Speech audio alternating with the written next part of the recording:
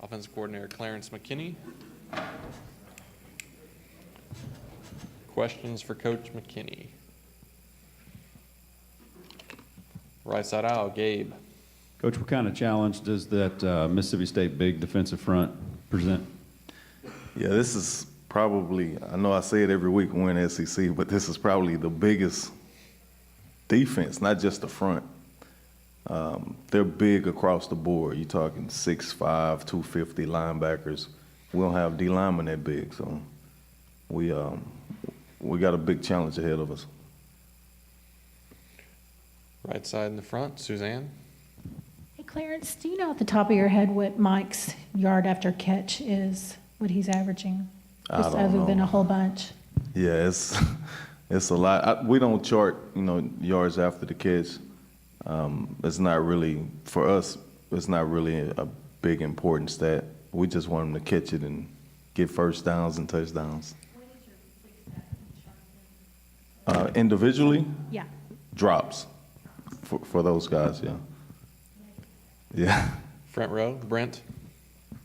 How proud are you that all the headlines about Johnny this season have been about on-the-field stuff and nothing off the field? Or do you expect anything less? Yeah, I mean, I don't expect anything less. Johnny's a part of our team, and he's done the things that we've asked him to do.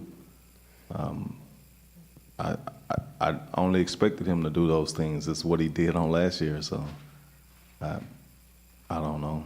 I don't know how to answer that. Well, Right. last year he was tweeting, he was out and about at different places, concerts, things like that. You haven't heard anything from him? Yeah, I heard that he tweeted this and that.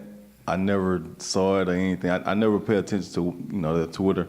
When we ask him to be here and ask him to do things that we ask him to do, he's always done them. So I haven't had any issues with him. Second row, Cease.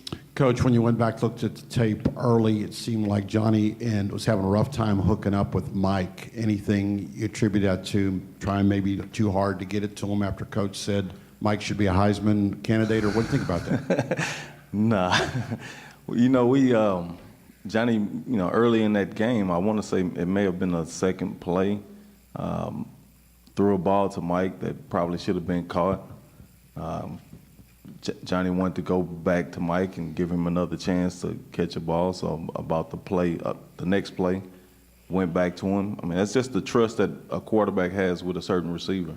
And eventually, we got it together, and they got connected later on in the game. Left side middle, James. Hey, Coach, you mentioned the big defensive line that you guys are facing. How important will it be to have Cedric back and have that first O-line back together? Yeah, it's very important. You always want, those five guys that have played together, they know each other's tendencies. They, if one guy steps one way, he expects the other guy to be right beside him in unison. So those guys, our starting unit, have played a lot together, and it'll be really good to have all of those guys back this week to play this big defensive line. Front center.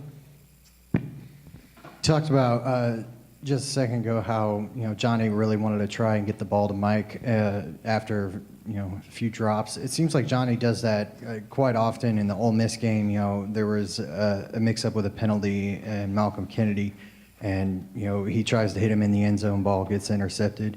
Do you try and keep Johnny from that sort of mentality when you're out there on the field when something doesn't go his way and he tries to force it on the next play? No, we just want him to go through his reads and make plays, and he has the innate ability to, if the play doesn't work the way we draw it up, he has a tendency to try and make it work. So, and more times than not, he does a good job of making those things work. We're not going to change him. Here in the middle, Josh. Coach, having watched the tape now, what did you see kind of with the younger guys in there at the end of the UTEP game, and who were you pleased with? What positives can you take from it? Really good to see Kenny come in and get some quality snaps, and run our offense and do those things that he's going to be expected to do when it's his turn. A guy like Grambling, who hadn't played a whole lot, he stepped in and when Sid was out and showed that he could really play at this level and be successful. Our running backs, they're young, but they've been playing all year. They've played pretty good for us. And then you take a guy like LaQuiviante, who hadn't had a lot of playing time, but we see what he can do. We had a chance to see what he can do when he gets the ball in his hands. So it's a few other guys, but those are the ones that jump off the top of my head. Over here on the right, Sam.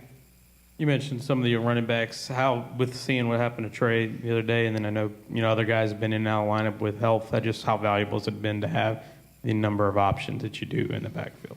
Yeah, it's really helpful to have more than one guy. If you got one guy and he goes down, and you're scrambling for the next guy. Our situation is unfortunate that Trey had the injury, that he went down with, but the next guy up is probably just as good, if not better. So that's a really good position to be in as a running back coach. Anything else for Coach McKinney?